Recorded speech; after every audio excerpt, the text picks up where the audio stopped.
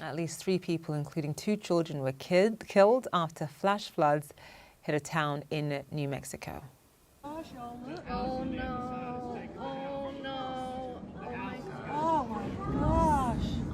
Oh my God. Oh my God.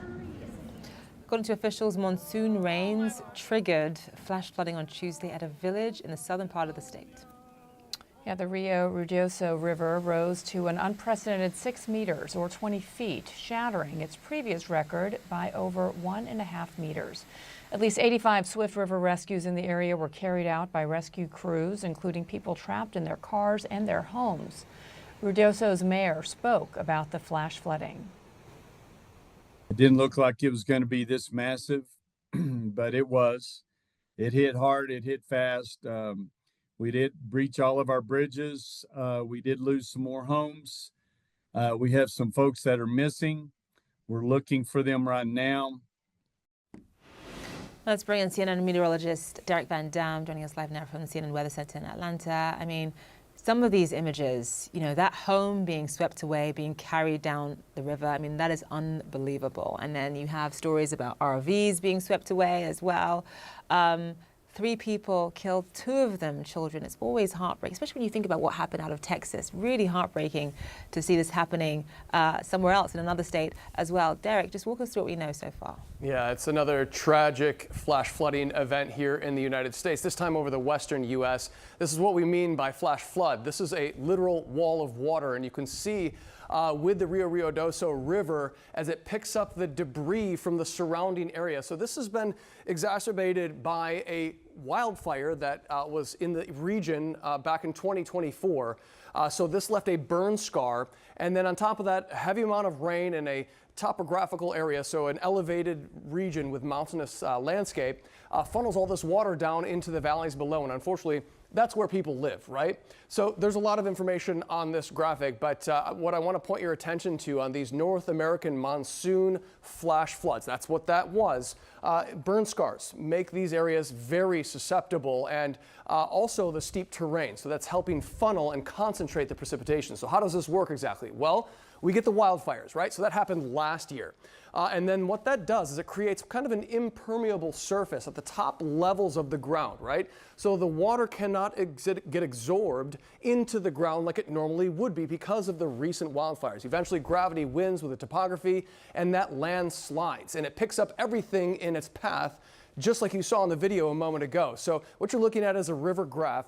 This shows all the various spikes in the river gauge here over the past few days. This is the most recent one where it crested at its record-shattering 20 feet or roughly 6 meters. So that's just really incredible amounts of precipitation funneled into this region. There's another chance of flash flooding across that area, another watch hoisted by the National Weather Service. Equally as important, but a different type of flash flood threat here exists across the Mid-Atlantic. New to CNN, this area, the level 3 of 4, where you see that darker shading of red, that has been expanded to include Baltimore, as well as Washington, D.C. and Philadelphia. These areas have the potential for flash flooding, but the difference here is there's no burn scars in the area. This is all because of the impermeable surface that really is the concrete jungle across the Mid-Atlantic of the United States, not able to absorb this amount of water. Zane, Bianna. Derek Van Dam live for us there. Thank you so much. Well, the mayor of Kerrville, Texas, says the rising death toll after last week's catastrophic flooding breaks his heart, like all of ours. Officials now say at least 119 people were killed and more than 160 are still missing after the disaster that unfolded July 4th weekend. The Cajun Navy has been on the ground here in Texas aiding in recovery efforts. Keep in mind, this is a group that responds to disasters all across the United States. And members tell us that what they're encountering here in Texas is among some of the worst that they've ever seen. Joining us now is the Vice President of the United Cajun Navy, Brian Trasher. Brian, thanks so much for being with us. So yesterday we heard from local officials, Kerr County Police, saying that no one had been found alive since Friday in the county. Do you think it's likely that a survivor would be found at this point, given that we're now 6 days from when this disaster unfolded? I think unlikely is an optimistic word. You know, once you get past the 48 to 60 hour mark, the survivability index goes way, way down.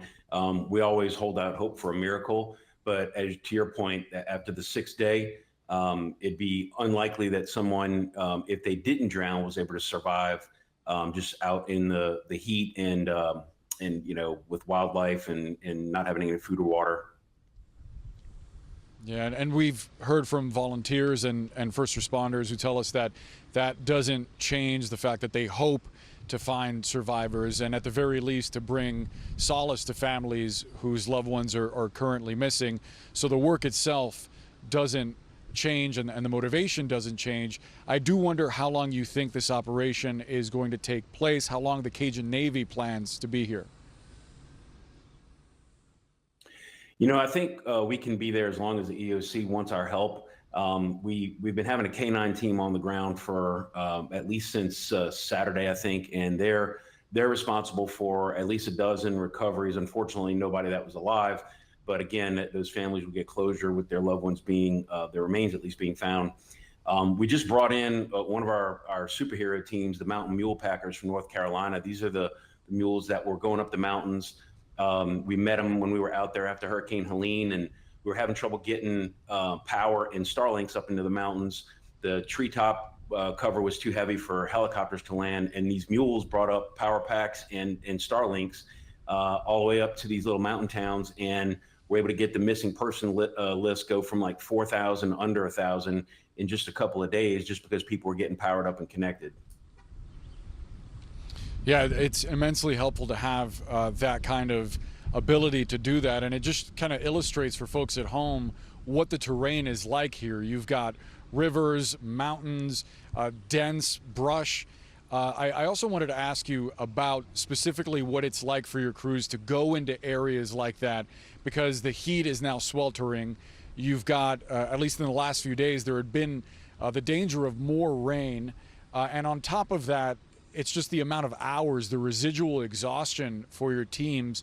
Talk to us about what it's like when they head out there. It's everything you described. We made the decision early on that given the sensitive nature of the type of missing persons we were looking for, we were only going to use what we call special ops volunteers, or mostly combat veterans. They did deployments in Iraq and Afghanistan, so they're used to the heat, they're used to seeing horrible things, and they're emotionally and mentally tough enough to handle it and do the job and finish the mission. Brian Trasher, thank you so much for giving us that context. Appreciate the work that the United Cajun Navy has been doing here. Yeah, thanks CNN. Y'all have been all over us since day one. We appreciate you. Of course. So we want to remember the victims here in Texas as we head to break. People like retired veteran Bill Venus, a father of 4 who served more than 30 years in the U.S. Army.